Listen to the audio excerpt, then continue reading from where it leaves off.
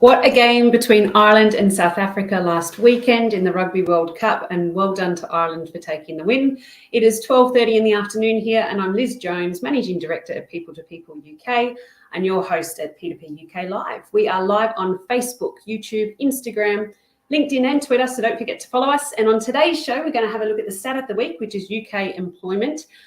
We'll take a look at some hot jobs in New Zealand, Australia and the UK.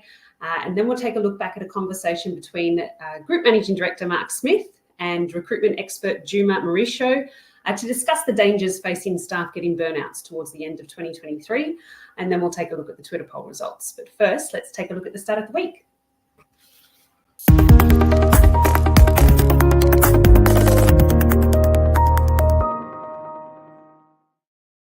Okay, UK employment has held steady despite a record pay growth. Youth unemployment has risen by 0.5%, reaching 4.3% in the same period. There's been a rise in economic inactivity, increasing 0.1% during the May to July quarter, and a decline in job vacancies between June to August, which was a significant decline, actually, of 64,000 jobs.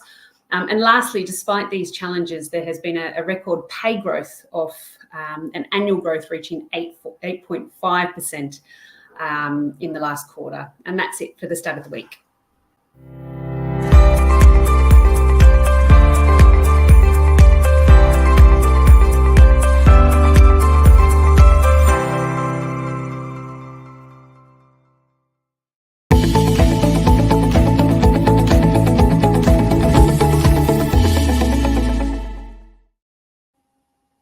Okay, it's time to take a look at some hot jobs in the UK, and this is for a paralegal in London, southeast London, paying £33,000 to £40,000 per year. You'll be conducting legal research, assisting in developing case strategies, arguments and legal documentation related to construction disputes. We really need somebody who has a bachelor's degree and or a paralegal certificate. And this role is being looked after by Hannah Scanlon, and you can reach Hannah at hannah.scanlon@people2people.co.uk. The next job we have is also in London Southeast, and we're looking for a legal associate mergers and acquisitions. This one is paying £110,000 to £140,000. You'll be drafting, reviewing and negotiating transaction documents, including purchase agreements, shareholder agreements and disclosure schedules, and maintaining transaction records. We really need somebody with 2 years plus PQE, and we're looking on somebody who's got a focus with mergers and acquisitions. And I am looking after this role, and you can contact me on liz@people2people.co.uk.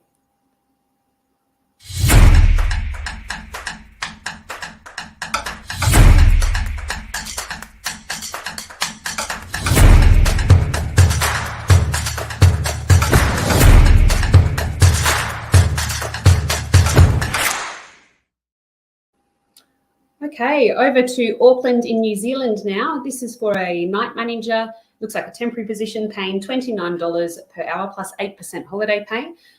This role will be, or the person responsible will be looking after the external building perimeter checks in and around the building and managing, supporting residents on the property and incoming customer queries.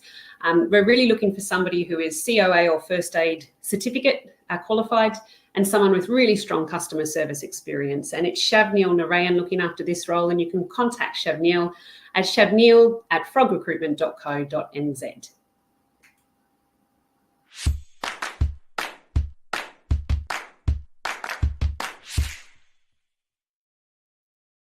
Hi, it's Marissa here from P2P. I'm currently recruiting for a HRBP located in Kemps Creek, paying up to $110,000 plus super. This role is offering growth and collaboration opportunities, free on-site parking, and access to employee discounts. The key responsibilities here include supporting management and employee on generalist people and culture matters by providing advice, coaching, and training them on best practice, legislative requirements, and company policy, to act as a change agent for organizational and cultural change and development in collaboration, HRIS, e-learning and knowledge sharing platform implementation. To be considered for this role, you must have qualifications in HR, preferable experience in working in transport and logistics, and strong experience in the HR space. If you know of someone who is open to new opportunities, please feel free to reach out to me on the link below. Thanks for watching. Bye.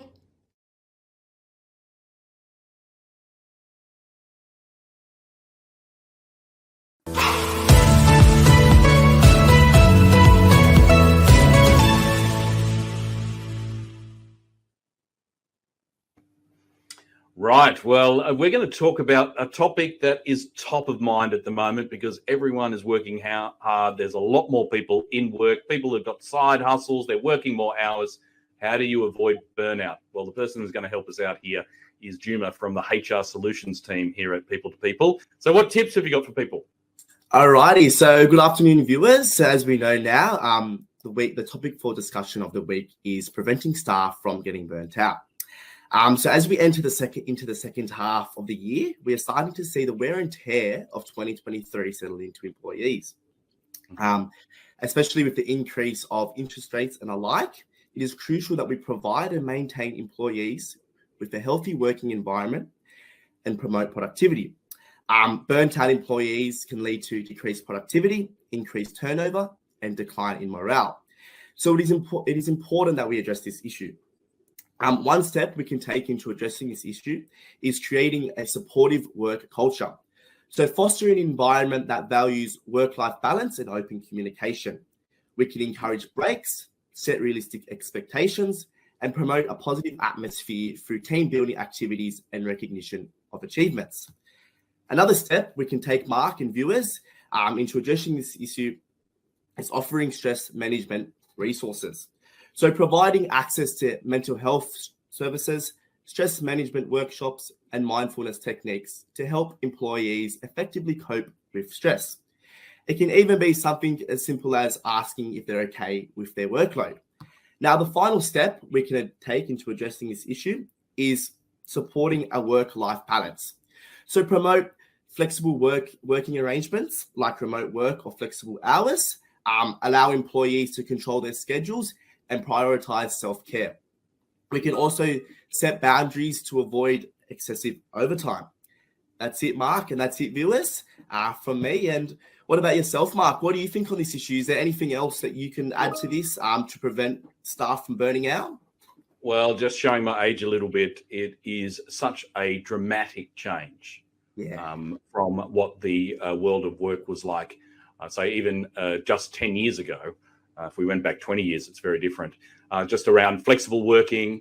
I think if I had a tip for employers out there, and even for people who are in a job and they're feeling that they're approaching burnout, is communication is key. People need to communicate with their management team, and managers need to communicate with their team to understand if people are actually approaching burnout or not.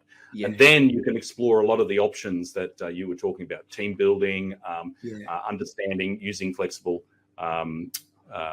working arrangements. Like we've just had a comment on Facebook here that from Lisa saying some companies are demanding people to come back and work in the office. Do you expect this to impact employee stress?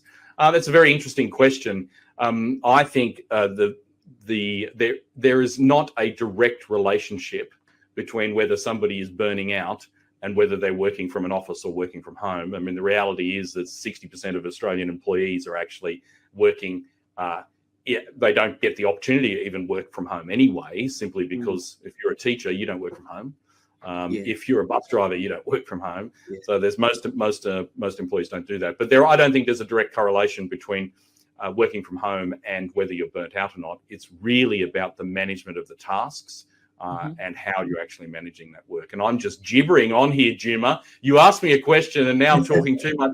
We're already at 15 minutes, but thank you very much for joining us. Hopefully, we'll get you back on again soon. And if anybody wants to have, if somebody wants to have a chat to you about avoiding burnout, or even just the HR solutions part of our business, what's the best number that they can get you? So you can get me on 041305 1365. The number is actually on the screen right now. You can also email me at Juma, which is spelled JUMA, at people2people.com.au. Thank you, Mark and Juma. Some really insightful stuff there. And definitely, I mean, communication, talk to your managers. It's about managing everybody's stress and your own stress as well. Time to take a look at the Twitter poll results. Last week we had, have you had a manager or boss that has micromanaged you? And 62.4% of you said, yes, you have. For this week, and if you'd like to get involved, with the continued increase of cost of living, have you become more inclined to work from home? Yes or no? I'd love to see the results there. And that is it for P2P UK Live. Thank you for joining, and I'll see you all next week, 12:30 Friday.